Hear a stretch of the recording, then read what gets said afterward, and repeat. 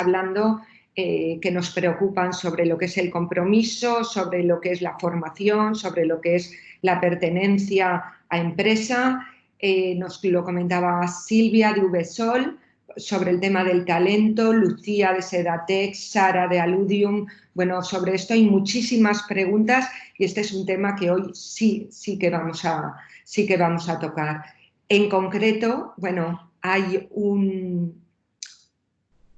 una pregunta, yo diría también una reflexión que nos ha hecho Laura de Dam y que voy a citar textualmente, que me decía, ¿qué va a hacer Recursos Humanos detrás del COVID? Laura, si me dejo algo, me lo comentas. En concreto nos decía, ¿qué vamos a hacer? ¿Seguir como si no hubiera pasado nada o darle una vuelta y crear un plan B hasta finalizar el año? Laura nos dice, yo creo que es lo segundo, crear un plan B.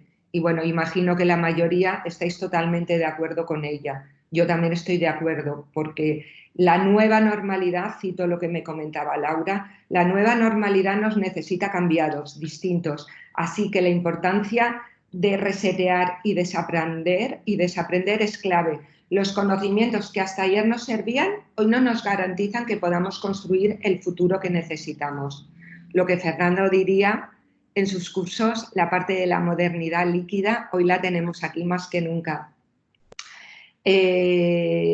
Nos comentaba Laura, adquirir nuevos aprendizajes, adquirir nuevas competencias, formar a los colaboradores en habilidades que se necesitan desarrollar, aprendizaje que impacte directamente en la compañía y en su cuenta de resultados.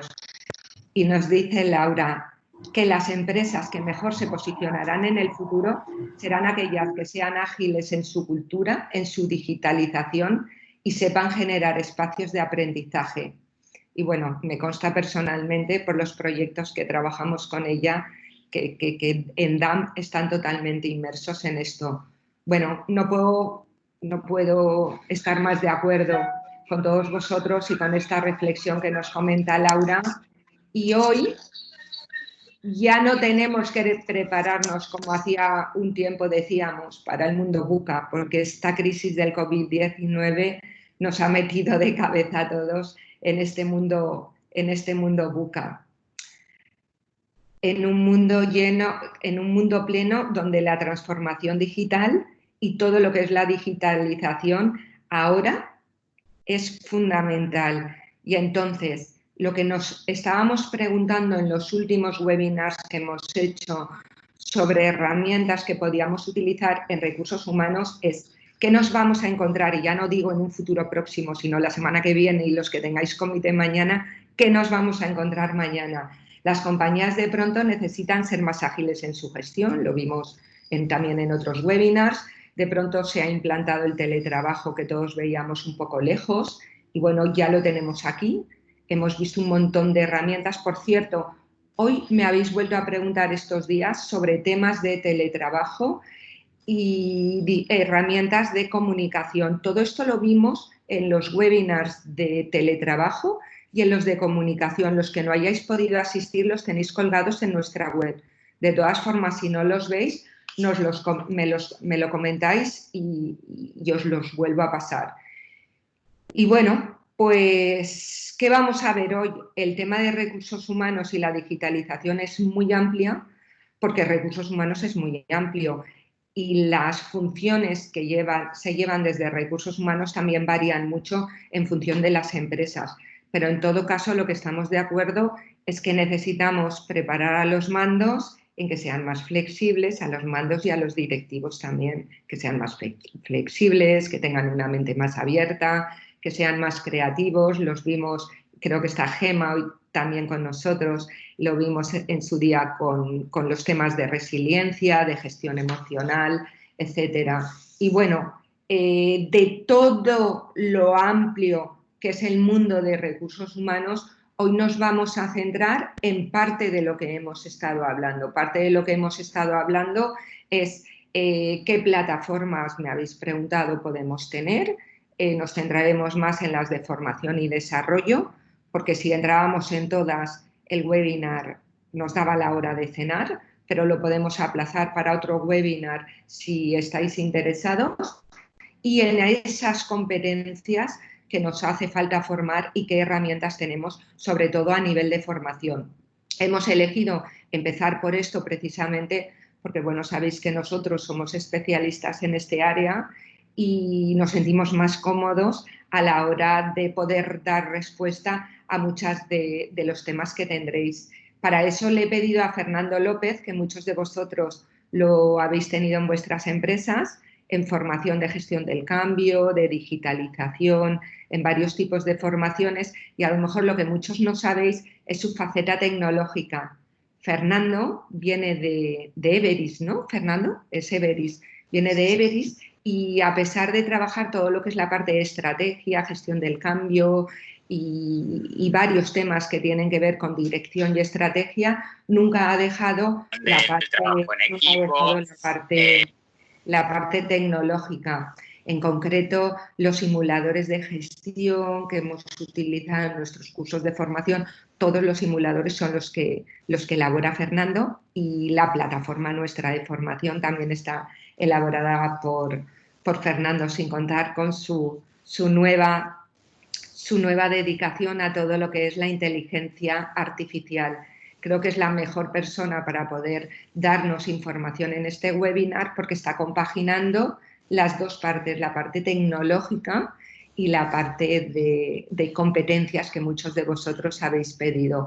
Y Fernando, para no comerme más tiempo, te doy ya paso. Sería fantástico que te pudiéramos ver. ¿Qué tal? ¿Cómo estamos? Muy buenas tardes a todos. Muchísimas gracias, Monse. Bueno, yo creo que vamos a entrar directamente en materia para que no se aburra con mi currículum. Son 28 años trabajando en consultoría tecnológica y consultoría de negocio. He estado en proyectos como, por ejemplo, la creación de la Universidad Corporativa de Everis, que fue uno de mis proyectos favoritos. He estado los últimos 3 años trabajando como Global Innovation Manager en una multinacional en el área de Legal Software. Y ahora estoy lanzando mi propia startup, una Legal Tech. Estoy desarrollando tecnología de inteligencia artificial para el sector legal. No os voy a aburrir más con mi currículum, voy a entrar directamente en lo que sería el webinar. Y bueno, ¿veis la pantalla? ¿Se ve bien? Bueno, pues lo que vamos a ver en 3 bloques bien diferenciados. En la primera parte vamos a ver algunas características de esta crisis a la que nos estamos enfrentando que la hacen distinta de otras que hemos vivido. Luego vamos a hablar de las competencias profesionales que seguramente serán importantes tras el COVID-19 y luego hablaremos de los nuevos modelos de formación y desarrollo y también hablaremos de herramientas. Y vamos a comenzar con una cita de un autor, uno de mis autores favoritos, Sir Arnold Toynbee. Este autor británico, en un libro publicado en 1966 que se llama Change and Habit, dijo que la historia es la única luz que tenemos para iluminar la oscuridad del futuro. Así que, con vuestro permiso, voy a intentar retroceder un poco en el tiempo para que veamos otras crisis parecidas y de esta forma podamos deducir qué es lo que va a suceder a continuación. Y el primer salto en el tiempo lo vamos a dar hacia el año 2008, hacia la última gran crisis económica. Tenemos en pantalla 2 imágenes icónicas de aquella crisis, sobre todo la de la izquierda, es posiblemente la imagen más icónica de toda la crisis. Es el momento en el que Lehman Brothers se declaraba en bancarrota, ponía a 26.000 empleados en la calle directamente, sin anestesia, y a continuación, a partir del día siguiente, empresas y bancos y aseguradoras de todo el mundo empezaron a caer como fichas de dominó, provocando pues la colosal crisis económica que vivimos entre el 2008 y el 2012. Lo que sucedió en el año 2008 fue una crisis financiera causada por el colapso del mercado de deuda. Las semillas de la crisis del 2008 las empezamos a plantar a comienzos de los años 90 y la crisis estuvo creciendo oculta debajo de nuestras narices hasta que finalmente la situación fue insostenible y reventó por completo la burbuja financiera. Es curioso porque hubo un economista, Hyman Minsky, que en 1972 construyó un modelo en el que describía exactamente cómo se producían este tipo de crisis. Esto lo que significa es que la crisis del 2008 fue especialmente grave no solo por las consecuencias económicas, sino porque sabíamos exactamente lo que iba a pasar. Un poco lo que nos está sucediendo ahora, en el que teníamos información que nos indicaba ya desde diciembre que posiblemente podría pasar lo que está sucediendo. Sin embargo, la crisis del 2008 y la crisis actual tienen muy poco que ver, sobre todo si las comparamos en términos de las imágenes que van a quedar en la memoria de esta crisis que estamos viviendo actualmente. Lo que va a quedar en nuestra memoria pues van a ser las calles vacías por el confinamiento de los ciudadanos en sus casas, los supermercados arrasados como consecuencia del pánico de los ciudadanos y su afán por acumular comida y, curiosamente, papel higiénico, la distancia social y, sobre todo, lo que más va a quedar en nuestra memoria posiblemente sean las imágenes de la lucha épica del personal sanitario en unas condiciones durísimas, sin el equipamiento necesario, sin la protección necesaria, intentando salvar todas las vidas que sea posible y sufriendo cada día el enorme trauma de perder a personas que saben que se podrían haber salvado en otras condiciones. Estas son las imágenes que vamos a recordar y son muy distintas de las del 2008, pero no son muy diferentes de otras crisis que se han vivido en otras partes del mundo en otras épocas.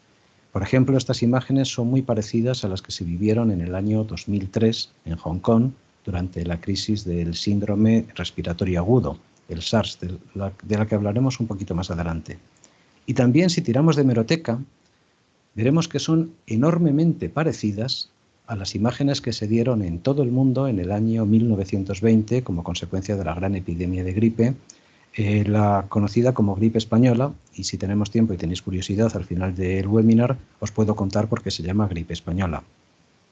La diferencia entre nuestra crisis actual y la gripe española es que en nuestra crisis actual llevamos de momento 186.000 víctimas oficiales. Posiblemente la cifra real esté más cerca de las 300.000 o de las 350.000 y probablemente cuando acabe la crisis y podamos contar en condiciones las personas que han fallecido, descubramos que han sido 500.000, quizás 1.000.000. Todos seguramente conocemos a alguna persona que ha sido hospitalizado, todos posiblemente conocemos a alguna persona que ha fallecido. En la gripe española murieron 50 millones de personas. Esto es, para interiorizar lo que fue la gripe española en 1920, imaginaos el número de personas que conocéis que ha sido hospitalizado de vuestro entorno y multiplicadlo por 50. Eso fue la gripe española. Por supuesto, la gripe española, desde un punto de vista social, provocó unos cambios tremendos. Uno de ellos, por ejemplo, en Estados Unidos, la proclamación de la ley seca fue una consecuencia de la gripe española. Si no se hubiera producido la gripe española, posiblemente no hubieran tenido ley seca. Sin embargo, aunque los cambios sociales fueron muy profundos, la realidad es que la crisis no tuvo un impacto serio desde el punto de vista económico. Esto es, murieron 50 millones de personas y desde un punto de vista económico solamente hubo un pequeño descenso que se recuperó de forma inmediata. Y es curioso porque este patrón es exactamente el mismo patrón que se produjo en el año 2003 cuando tuvo lugar el síndrome respiratorio agudo en Hong Kong. Enfermedad que, por cierto, también fue causada por un coronavirus y además fue por un coronavirus que también provenía de los murciélagos. En Hong Kong, en el año 2003, vivieron exactamente lo mismo que todo el mundo está viviendo en estos momentos. Se paralizó la economía, excepto los servicios esenciales.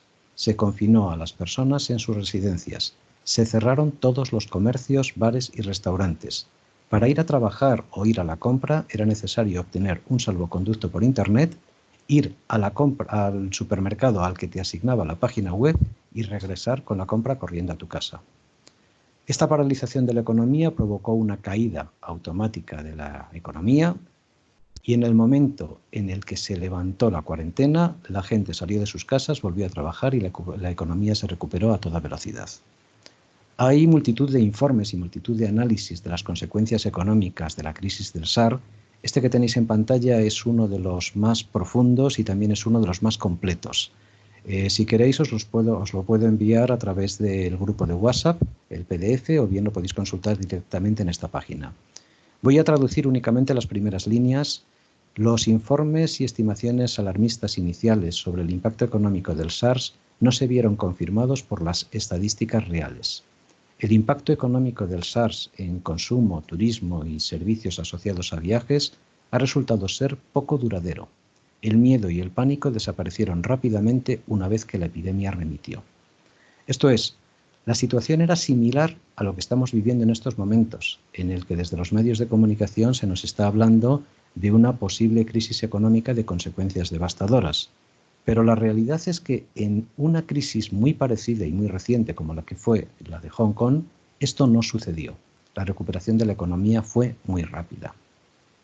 De hecho, si utilizamos nuestro sentido crítico para eliminar toda la carga emocional y todas las cargas interesadas de los mensajes que estamos recibiendo desde los medios de comunicación y desde las redes sociales, pues lo que nos encontramos es con una situación un tanto diferente y quizás no tan preocupante. Hay algo que es objetivo, y es que esta paralización de la economía va a causar un impacto económico. Según el Banco de España va a ser de un 13%, y según el Fondo Monetario Internacional, en España vamos a perder como mínimo el 8,5% del PIB. Cualquier cifra por debajo del 15% sería un éxito. A efectos prácticos, hoy es el primer día del año 2020. O sea, yo, Laura, no creo que tengamos que pensar en un plan B, creo que tenemos que pensar en un plan A. Esto es, cualquier plan, cualquier objetivo, cualquier proyecto que definimos antes del confinamiento es papel mojado. Lo que tenemos que hacer es contar con que el año empieza hoy, que vamos a tener por delante un año 2020 un poco rarito y de tan solo 8 meses, y definir nuevos planes y definir nuevos objetivos. No hay causas reales subyacentes para la crisis económica. La situación económica hace 4 meses no era mala y la situación económica en cuanto a causas subyacentes hoy en día tampoco tiene por qué serlo.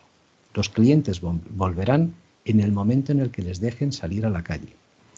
Por supuesto, estamos viviendo cierta incertidumbre jurídica. Y aquí me voy a explicar. Tener que leer un domingo a las 11 de la noche un boletín oficial del Estado que acaba de ser publicado porque no sabemos lo que va a estar prohibido el lunes por la mañana es incertidumbre jurídica. Y todos lo estamos viviendo. Pero esta incertidumbre jurídica va a durar muy poco tiempo, porque muchas de las actuaciones que estamos realizando y muchas de las actuaciones que se han legislado van a terminar en los tribunales. Y en el momento que empecemos a tener jurisprudencia y en el momento que el Tribunal Supremo empiece a emitir directrices a los juzgados, toda esta incertidumbre se va a disipar. Y además se ha generado una conciencia de la necesidad de reindustrializar y de realizar consumo interno, lo que significa que vamos a tener oportunidades a través del mercado interno de recuperarnos, como sucedió exactamente en Hong Kong. Los datos macroeconómicos parecen confirmar esta idea de que el escenario económico no es tan malo. El petróleo está por debajo de los $20 por primera vez desde hace muchísimo tiempo. Y eso significa que de cara a la recuperación económica disponemos de energía barata. O sea, es un escenario en el cual personalmente no me da demasiado miedo el escenario económico. Pero también tenemos que tener en cuenta que es una situación extraña. Stephen Hopkins y Roger Penrose, en su trabajo conjunto sobre agujeros negros, definieron el concepto de singularidad como un punto del espacio-tiempo en el que las leyes físicas no se cumplen tal y como las conocemos. Estamos viviendo en una situación de singularidad socioeconómica, en un escenario completamente nuevo y desconocido, en el que tenemos emociones negativas afectándonos como la frustración, la incertidumbre, el duelo incluso, pero también tenemos indicadores económicos positivos previos al confinamiento y actuales, y hay un sentimiento de oportunidades, de solidaridad y de esperanza que va a empujar nuestros negocios. Esto significa que tenemos que ser capaces de superar los componentes negativos y apoyarnos en los positivos. Y para esto vamos a necesitar apoyarnos en determinadas competencias que suelen ser clave en este tipo de escenarios y algunas de las cuales fueron esenciales en Hong Kong. Por supuesto, la caja es el rey y el departamento financiero está obligado a trabajar priorizando el corto plazo, porque la supervivencia depende en estos momentos de la gestión de la caja. Sin embargo, recursos humanos y todos los demás departamentos de la compañía tienen que empezar a pensar en el largo plazo, porque si sucede lo mismo que sucedió en la gripe española y sucede lo mismo que sucedió en Hong Kong con el síndrome respiratorio agudo, en un año o menos vamos a necesitar a todas las personas que despidamos en estos momentos. Lo que significa que a lo mejor la supervivencia está condicionada a largo plazo en cómo les despidamos. Entre las competencias clave que vamos a tener que reforzar, la primera, por supuesto, son las comerciales, pero no cualquier competencia comercial Yo recomendaría el neuromarketing y la venta consultiva. En Hong Kong, cuando se produjo la salida de la cuarentena, se creó una situación en la que las personas estaban deseando comprar, pero desconfiaban de casi todos los vendedores, lo que significa que las ventas eran activadas por la empatía y por la confianza, que son precisamente los elementos que se trabajan en el neuromarketing y en la venta consultiva. Vamos a ir a una etapa en la que tras una fuerte contracción va a haber una rápida expansión con muchas oportunidades y el principal criterio de compra va a estar basado en la empatía, en la confianza y en el sentimiento de solidaridad que despertemos. También va a ser importante formarnos en adaptabilidad y en resiliencia. Es una etapa de singularidad socioeconómica, lo que significa que es posible que los prejuicios y las ideas que funcionaron en el pasado ahora no funcionen. Tenemos que liberarnos de ellos y tenemos que estar preparados para adaptarnos a lo que venga. Y además nadie va a salir sin cicatrices. Esta crisis nos va a golpear a todos, ya nos ha golpeado, porque a todos el aislamiento nos ha dejado alguna cicatriz emocional. Debemos estar preparados para caernos, porque nos vamos a caer, levantarnos y volver al trabajo. Algo que funcionó muy bien en Hong Kong fue la innovación, pero no cualquier tipo de innovación, en concreto la innovación basada en lo que tenemos a mano. SIT, el pensamiento inventivo sistemático, es una metodología que fue desarrollada por la Universidad de Tel Aviv allá por los años 90, basándose en una tecnología previa, TRIZ, que fue desarrollada por la Unión Soviética para la resolución de problemas de ingeniería. SIT se basa en promover la innovación utilizando las cosas que tengo al alcance de mi mano. Esto es, sin necesidad de realizar fuertes inversiones. Lo que me permite es crear productos y servicios nuevos a partir de las cosas que ya sé hacer y que tengo a mi disposición en mi empresa. Es, por tanto, una forma de innovación de bajo coste muy eficaz para los tiempos que vienen. También vamos a necesitar, obviamente, liderazgo de equipos geográficamente dispersos. El teletrabajo ha venido para quedarse y esto va a ser aún más realidad cuando el departamento financiero sea plenamente consciente de que se puede ahorrar algo de dinero con el teletrabajo. Los líderes post-COVID tienen que obtener resultados liderando y gestionando equipos a distancia. Y eso significa cambiar el modelo de relación con las personas, cambiar la forma de definir objetivos y cambiar la forma de medir el trabajo que realizan los colaboradores. También van a ser importantes Lean y Agile. La primera sentencia es de Lean: todo aquello que no proporciona valor al cliente final es un despilfarro y debe ser eliminado. Y esto es, en parte, uno de los criterios que tenemos que apoyar, que tenemos que proporcionar a nuestro departamento financiero para identificar las cosas en las que estamos gastando dinero que no nos aportan valor. Las otras dos ideas son de Agile. La única medida fiable del progreso son los entregables. Agile organiza todo el trabajo alrededor de los entregables, y esto es exactamente lo que tenemos que hacer cuando tenemos equipos de trabajo distribuidos.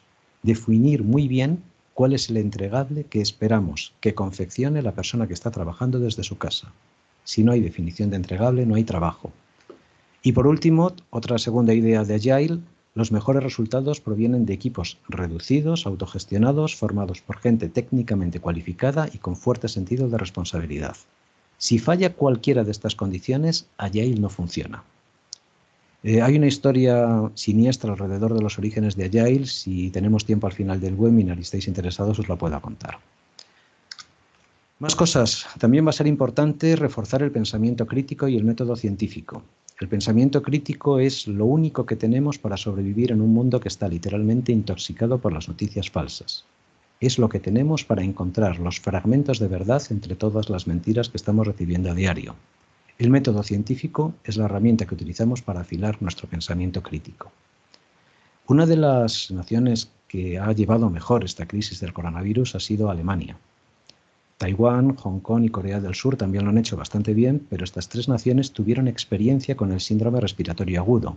Alemania es la única nación que no tuvo ningún caso de síndrome respiratorio agudo, que ha entendido desde el primer momento lo que estaba pasando. ¿Y esto por qué ha sido? Pues muy sencillo. Angela Merkel tiene un doctorado en ciencias químicas. Es una persona con pensamiento científico. Lo tiene en su DNA. Y por tanto, desde enero, afrontó la crisis como un científico, no como un político, lo que le llevó a tomar las decisiones correctas en los momentos críticos. Y también, por último, vamos a tener que aprender a aplicar de forma práctica la tecnología. Es la hora de la robótica, la inteligencia artificial, la computación en la nube y el análisis masivo de datos. Las empresas que sean capaces de incorporar esta tecnología de forma natural a sus negocios van a tener una fuerte ventaja competitiva. Y como además estamos teletrabajando, estamos trabajando desde nuestras casas, estamos abriendo agujeros a la seguridad informática de la empresa, lo que significa que los conocimientos de seguridad informática también son críticos. Son esenciales para evitar ataques informáticos que nos roben información en los puntos más débiles, que somos normalmente nosotros mismos desde nuestras casas. Para impartir toda esta formación, ya no podemos recurrir a los viejos modelos de formación presencial, entre otras cosas porque la formación presencial está prohibida y posiblemente no se pueda volver a desarrollar en todo el año 2020. Hay 5 modalidades principales de formación online. La primera, la más antigua, es la autoformación, que es estupenda para el estudio de idiomas y para la formación técnica. Básicamente lo que hacemos es conectar al alumno a una plataforma donde tiene los contenidos y que él se lea los contenidos a su ritmo y aprenda a su ritmo. También tenemos la formación normativa, la formación que tenemos que impartir para temas de riesgos laborales, prevención del acoso o temas de compliance. En la formación normativa, la formación no es realmente lo más importante. Lo importante es que al final del curso el alumno indica que acepta todos los conocimientos que ha recibido y que se compromete a cumplir con las políticas de la compañía, para que en caso de que le pillemos haciendo algo contrario a las políticas de la compañía, podamos descargar la culpa de sus supervisores y podamos, por tanto, hacerle a él único responsable. Es la forma que tenemos de obtener la firma del empleado de que ha recibido la formación y de que acepta todos los aspectos de la política de la compañía. Esto es especialmente importante para el área de compliance, ya que si no tenemos este documento, los supervisores de un empleado que comete un delito con los recursos de la empresa pueden ser hallados culpables de ese delito. Una tercera forma de formación online que ha tenido mucho éxito en los últimos años son las píldoras, el microaprendizaje. Esta es una modalidad de aprendizaje excelente como complemento a otros programas de formación, pero normalmente no da buen resultado como formación única. También tenemos la formación online experiencial, de la que hablaré en la siguiente transparencia, y por último la formación académica, lo que están proporcionando las universidades online y las escuelas de negocios a través de sus programas de formación online. Hay 3 tipos esenciales de plataformas o 3 categorías de plataformas. Tenemos plataformas de proveedor, en el que quien pone la plataforma y el curso es el proveedor, proporciona a los alumnos un identificador y una password, y en esa plataforma el alumno realiza toda su actividad. La segunda modalidad es la corporativa, en la que instalamos nuestro servidor, nuestra plataforma de formación online en nuestra propia empresa, con nuestros propios medios y nuestros propios informáticos. Y normalmente la solución más económica y también probablemente la más práctica son las plataformas virtuales, en las que el proveedor de formación lo que proporciona es una plataforma virtual con la imagen de la empresa y los contenidos del proveedor. Esta es la forma más adecuada para tener un servidor de formación, una plataforma de formación online disponible en vuestras empresas en un plazo corto. Normalmente todas estas plataformas se tienen que complementar con una plataforma de streaming que sea utilizada para impartir las clases en remoto o los webinars como este que estamos teniendo. Aquí hay 5 herramientas principales: Teams, Zoom, Adobe Connect, GoToMeeting y Blackboard Collaborate.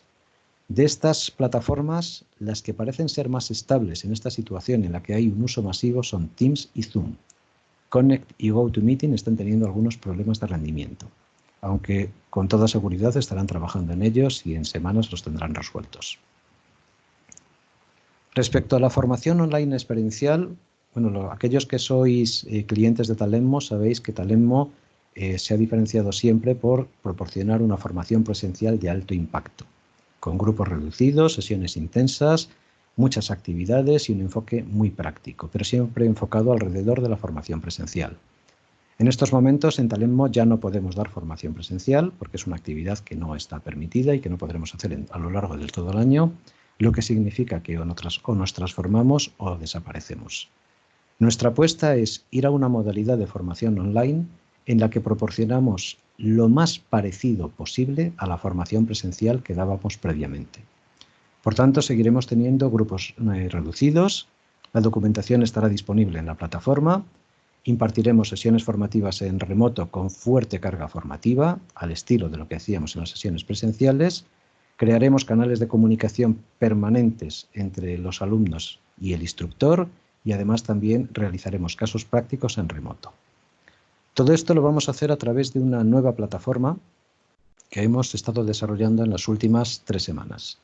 La plataforma original online que teníamos en Talentmo, que instalamos en el año 2012, la hemos desinstalado, que la verdad es que nunca le hemos sacado demasiado partido. Hemos creado una plataforma nueva orientada a dar soporte al tipo de formación online experiencial que queremos dar.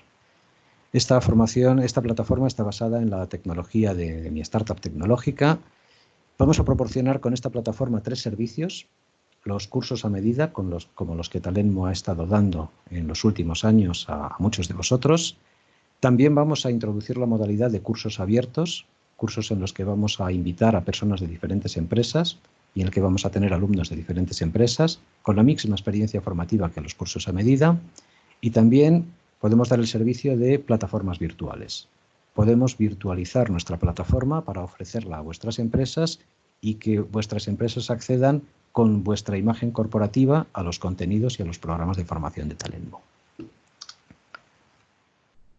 De las herramientas, que es un tema sobre el que se ha preguntado mucho y especialmente en el área de recursos humanos. Lo que tenemos aquí son las listas de funcionalidades que necesitáis y de requerimientos que necesitáis. Además de estas funcionalidades vais a necesitar las funcionalidades específicas de lo que queréis hacer en remoto, como por ejemplo la gestión de nóminas o la gestión de los planes de desarrollo. Pero para trabajar en remoto y de forma colaborativa vamos a necesitar también una herramienta de videoconferencia, un repositorio securizado de documentos, esto es un sitio en el que guardar todos los documentos y en el que tengan acceso las personas que deban tener acceso, un sistema de distribución de archivos confidenciales, por ejemplo, cuando tenemos que enviar documentación a las asesorías, algo que nos garantice que solo quien debe recibir ese documento lo recibe, sistemas de gestión de tareas, listas de validación, calendarios compartidos, foros para que podamos realizar comunicación que además quede documentada con los miembros de nuestro equipo, mensajería instantánea y en algunos casos firma electrónica. Lo normal es utilizar una mezcla o una combinación de herramientas, como por ejemplo Trello para la gestión de tareas, o Keep para las listas de validación o Wunderlist, o para los calendarios compartidos podemos utilizar Outlook o cualquier otra herramienta similar. El problema viene cuando nos vamos a la parte de requerimientos. Normalmente vamos a necesitar que estas herramientas funcionen tanto en ordenadores como en teléfonos móviles y dispositivos portátiles. Tenemos que asegurarnos que el control de accesos funciona bien, así como la seguridad y la trazabilidad, esto es, saber quién ha hecho cada cosa en qué momento. Y por último, el problema mayor es la integración entre herramientas. Por ejemplo, no podemos integrar Trello con Dropbox, simplemente no es posible. O no podemos integrar Basecamp con Wunderlist. Simplemente no es posible, lo que significa que en muchas ocasiones nos encontramos con herramientas muy diversas, que vienen de muy diversas fuentes y en las que tenemos duplicada y triplicada la información. La única forma de resolver esto es mediante protocolos de actuación que defináis internamente o utilizando herramientas que integren todo esto. Después de hablar con Monse, pues hemos decidido a través de Talentmo ofreceros la herramienta que ha creado nuestra startup. Esta herramienta, Tilex, fue una herramienta diseñada para dar soporte a bufetes de abogados y a departamentos jurídicos. Pero desde que comenzó la crisis del coronavirus y el confinamiento, hemos añadido funcionalidades para que lo puedan utilizar cualquier otro equipo y cualquier otro departamento. De hecho, en la versión beta cerrada que lanzamos hace un mes, ya incluimos funcionalidades adicionales y ya lo han estado probando departamentos de recursos humanos, equipos de gestión de proyectos y equipos jurídicos. La herramienta lo que proporciona son todas las funcionalidades que no están tachadas y las proporciona en un único punto. Lo que vamos a hacer es poner esta herramienta a vuestra disposición de forma gratuita a partir del próximo lunes en modalidad de beta abierta. Planeamos en un futuro cobrar por esta herramienta. A partir posiblemente de septiembre o octubre facturemos pues 10 o 15 euros por usuario y año para seguir utilizando la herramienta. Sin embargo, si alguno tenéis un problema de herramienta y no encontráis algo que os solucione el problema, la vais a poder utilizar de forma gratuita a partir del lunes. Y bueno, pues esto es más o menos lo que os quería comentar. Voy a cerrar con un artículo que salió publicado hace exactamente una semana en The New Yorker. Esta historia escrita por Carl Taro Greenfield, lo que resume, se titula Cuando terminó el SARS, lo que resume es la experiencia de una persona que salió de la cuarentena en Hong Kong cuando vivió un acontecimiento muy similar a lo que estamos viviendo. Y es una lectura muy recomendable porque proporciona una visión tranquilizadora de lo que vamos a afrontar en los próximos meses. Bueno, pues esto es lo que os quería comentar. Creo que me ha ajustado el tiempo. Muchísimas gracias y estoy a vuestra disposición para lo que queréis preguntar.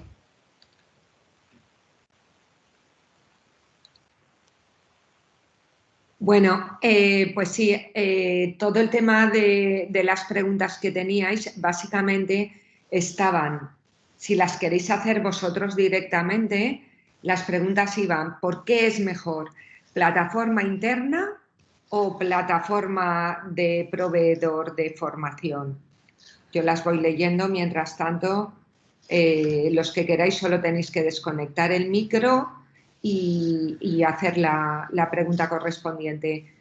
¿Qué Bueno, opinas sobre el tema de la plataforma, Fernando? Todo depende de cuál sea la dimensión de vuestro programa de formación.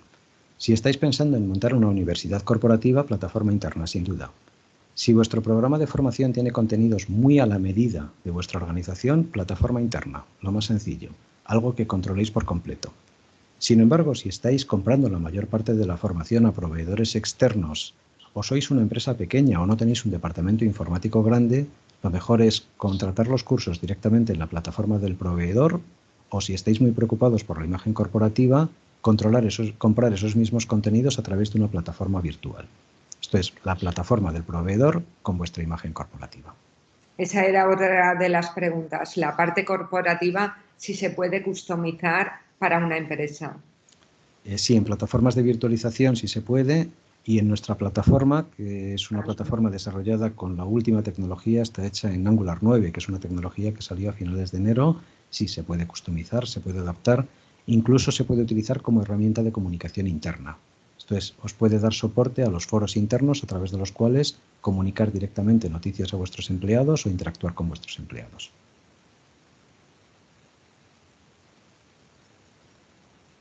Somos 88 personas, a ver si alguien tiene alguna pregunta o si no, continúo sí, yo Monse. con... Sí. Pues soy José Asenjo. Buenas tardes, ¿cómo estáis? Oye, yo tenía una pregunta. ¿Por qué del listado de tu plataforma había dos elementos que estaban tachados? Uno de ellos importante, que es la videoconferencia. Bueno, porque construir una herramienta de streaming no es fácil y además consume muchísimo ancho de banda. Entonces, la inversión que hay que realizar en ancho de banda para dar ese servicio de streaming no suele compensar. Esto es, el precio que tendríamos que colocar a la plataforma debería ser muchísimo más alto si incorporamos como parte del servicio el streaming. En cualquier caso, en el desarrollo estamos en contacto con Microsoft y hay una línea de colaboración con Microsoft para en el futuro integrar nuestra herramienta con Teams. Pero de entrada no lo hemos incluido por un tema simplemente de coste final para el comprador. Muy bien, gracias. De hecho, José, bueno, tú lo sabes porque contigo hemos trabajado mucho, nuestras formaciones normalmente, las que son mixtas, virtuales y online, arrancan con un streaming que lo solemos hacer en Teams. Luego, posteriormente, hay unas tareas, como ha comentado Fernando, en las que hay casos prácticos que los alumnos tienen que desarrollar o simuladores, en el caso de que se hable de un simulador de negocio. Y, bueno, actividades y tutorización por parte del consultor o el formador encargado. Y luego van habiendo sesiones de streaming, con lo cual vamos compaginando dos plataformas, lo que es la plataforma de formación, sea la nuestra o sea la vuestra, y luego las sesiones de streaming, que son, en nuestro caso las solemos hacer a través de Teams, pero que, como ha comentado Fernando, hay otros proveedores que nos permiten hacerlo y que realmente funcionan muy bien. No merece la pena la inversión complementaria en una propia. Muy bien, gracias.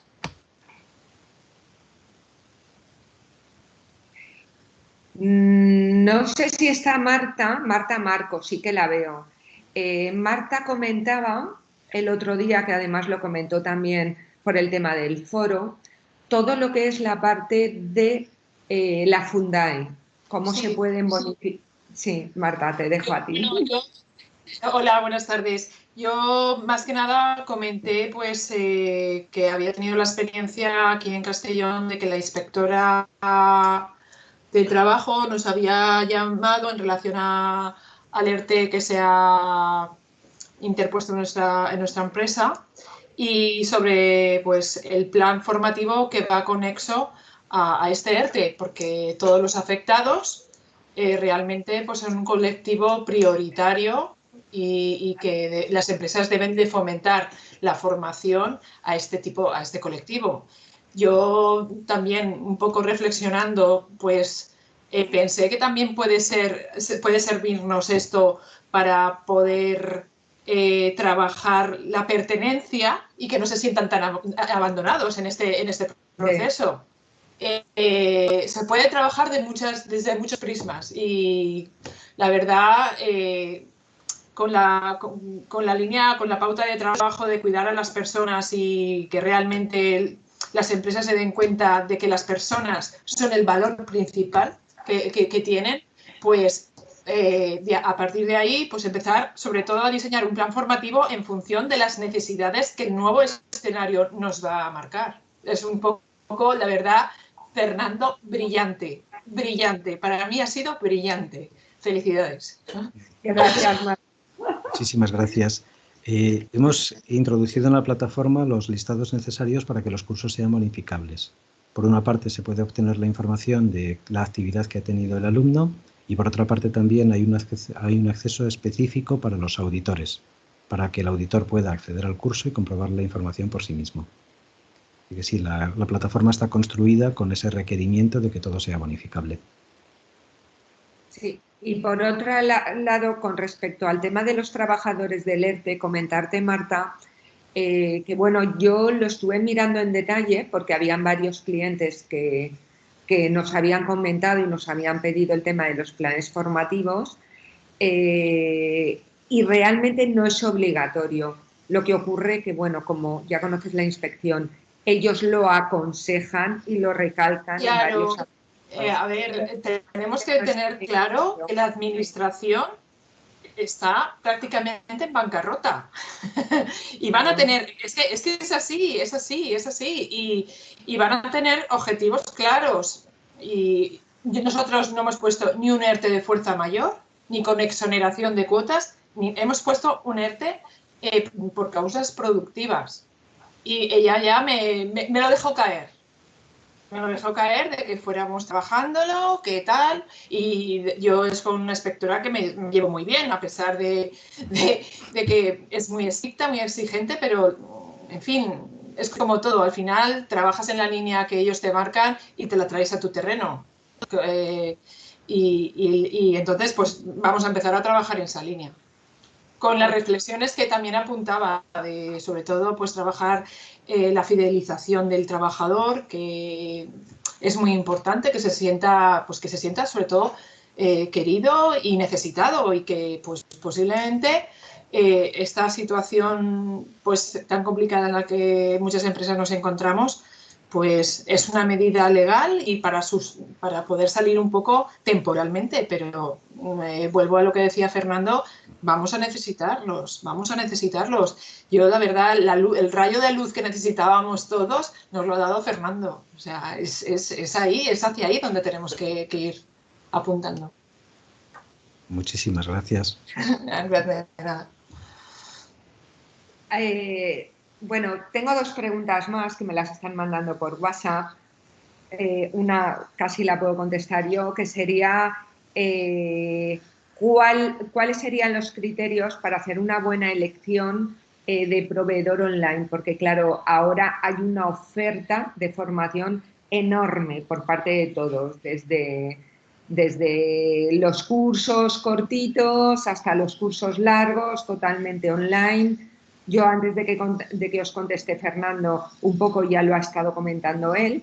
Es cierto que en nuestra experiencia con el tema online desde hace un montón de años, el que es online puro y duro, es decir, que el alumno se conecta, coge su curso, se lo estudia y luego pasa un examen, pues genera un compromiso muy bajo, a no ser que lo necesite por una certificación o porque sea algo reglado y sea necesario. ¿Quién no se ha apuntado a un curso online de inglés y abandonado al mes? Pues bueno, pues ese es un poco el inconveniente de este tipo de formación. Y desde mi punto de vista, la elección del resto pues es igual que la elección del proveedor de formación presencial. Depende del tipo de consultor, depende del tipo de materiales, depende de toda la animación y sobre todo de lo que nosotros llamamos la experiencia de la formación, que se consigan realmente esos objetivos que queremos, que estábamos hablando de objetivos de generar mayor resiliencia, de generar mayor cohesión con los mandos, de prepararlos al cambio, y estas metodologías son complicadas. Ahí yo sí que os aconsejaría que vigilarais mucho todo lo que es el proceso. Bueno, tengo otra, pero Fernando, contéstale a esta si quieres. Sí, bueno, nuestros cursos en online van a ser tan buenos como eran los presenciales. Y perdón por la cuña publicitaria, pero es que tenemos que sobrevivir. Bueno, pero sí. No, yo quería hacerlo un poquito más amplio para el tema del criterio. Y luego otros porque tienen niños de fondo y no pueden preguntar nada porque no quieren que oigamos a sus niños, cosa que nos animaría mucho el webinar. Me piden, por favor, esta Silvia de Ferro, a la que creo que conoces, que cuentes lo de la gripe española, que te comprometiste a decir que nos ibas a contar al final la gripe española. ¿Por qué se llama gripe española? Pues, y no te quiero hacer spoilers. No, y esto es una historia francamente curiosa. Se llama gripe española porque comenzó a finales de 1917. En ese momento estaba toda Europa en guerra, menos España, que era un país neutral. Los aliados estaban preparando una gran ofensiva para terminar con la guerra y los alemanes se temían que venía una gran ofensiva. En todos estos países, para evitar que decayese la moral, como estaban en guerra, la prensa estaba censurada. Y por tanto, cuando se empezaron a producir los contagios y los fallecimientos por la gripe, estas noticias se silenciaron. En España, sin embargo, no había censura porque no estábamos en guerra, éramos país neutral. Así que España fue el primer país en el que se empezaron a publicar noticias de que había una terrible epidemia de gripe que estaba matando a la gente. Cuando la epidemia cruzó el Atlántico, que se la llevaron hacia Estados Unidos los soldados estadounidenses que habían participado en la guerra, los periodistas recordaron que el único sitio en el que había noticias o había noticias tempranas de esta epidemia fue en España, aunque la epidemia no empezó en España, la epidemia posiblemente empezó en Alemania o en Francia. Como España era el sitio en el que aparecieron las primeras noticias, todo el mundo asimiló que debía ser una gripe española. Y por eso se llama gripe española. Básicamente es consecuencia de la censura en los países europeos durante la Primera Guerra Mundial. Es algo para contar en la cena. Muy bien, muy interesante, sí.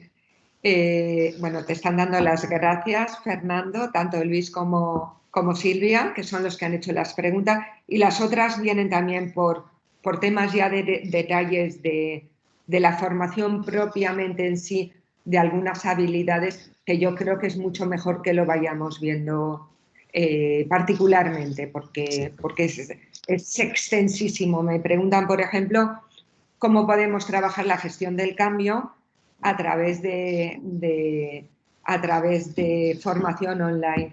Y bueno, y otro tipo de formación. Es cierto que algunas formaciones no se pueden hacer. Por ejemplo, un outdoor training. Pues un outdoor, lógicamente, los recursos son limitados, pero hasta se nos puede ocurrir algo con los simuladores que organiza Fernando.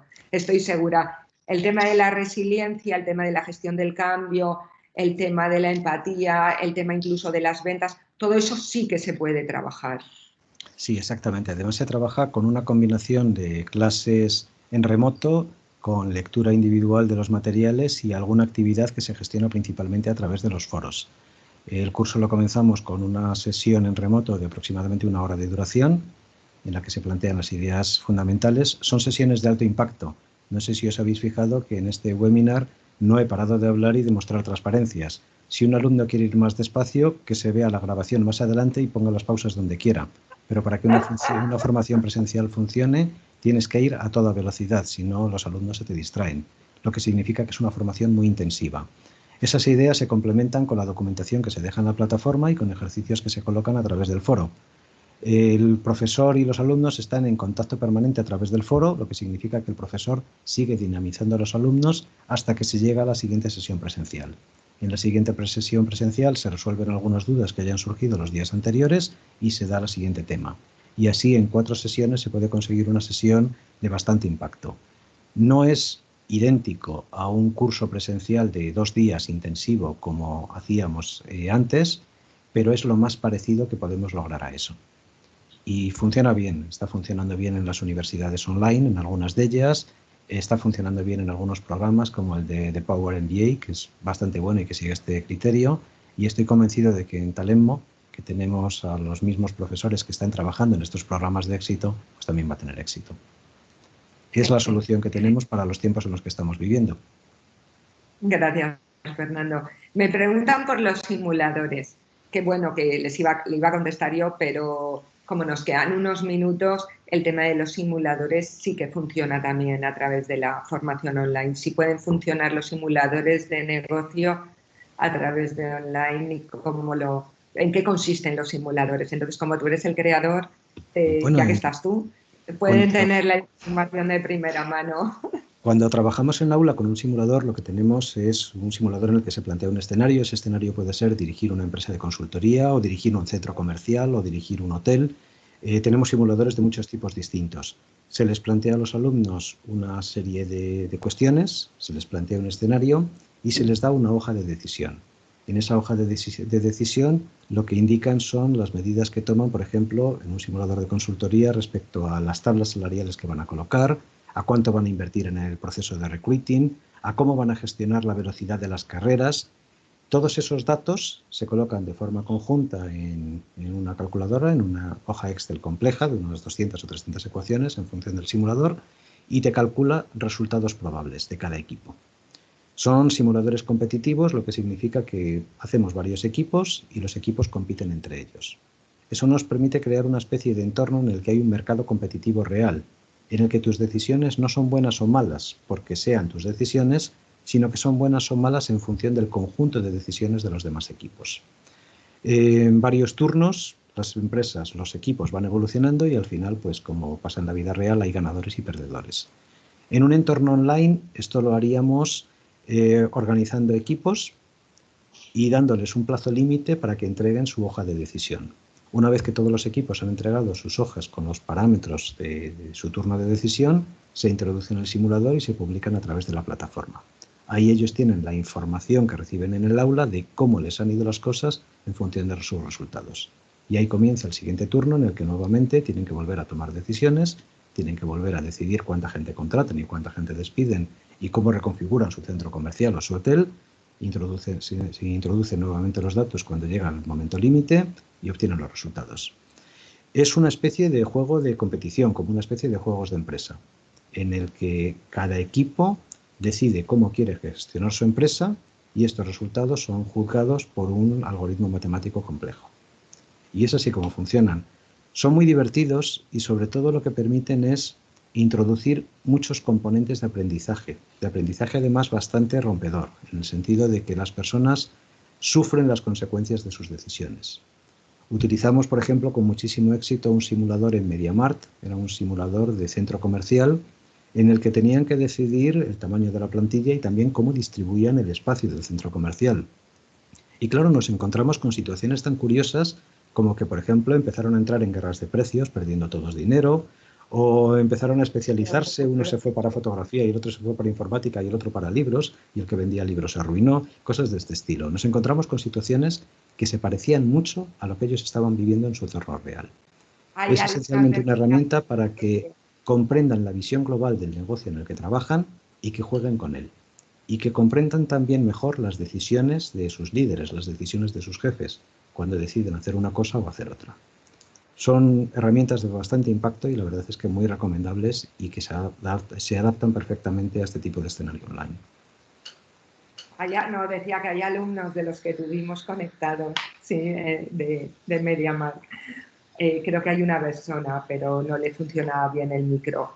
Bueno, únicamente comentar que estos simuladores que os comentaba Fernando son simuladores que hacemos a medida para los proyectos, porque también existen simuladores comerciales que ya son estándares pues, para utilizar o para negociación o para algún tema en concreto. El resto de las preguntas ya os he ido contestando por WhatsApp porque son temas concretos y acabamos ya para ser puntuales con nuestros webinars. Queremos ser puntuales al inicio y al final y yo os contesto, os voy contestando a todas las preguntas individualmente. Si hay alguna última pregunta, si no, muchísimas gracias a todos por seguir participando en todos los webinars y sobre todo a ti, Fernando, que ya me están diciendo que les ha gustado muchísimo y que tienen un montón de preguntas que darte. Muchas gracias a todos. Muchísimas gracias.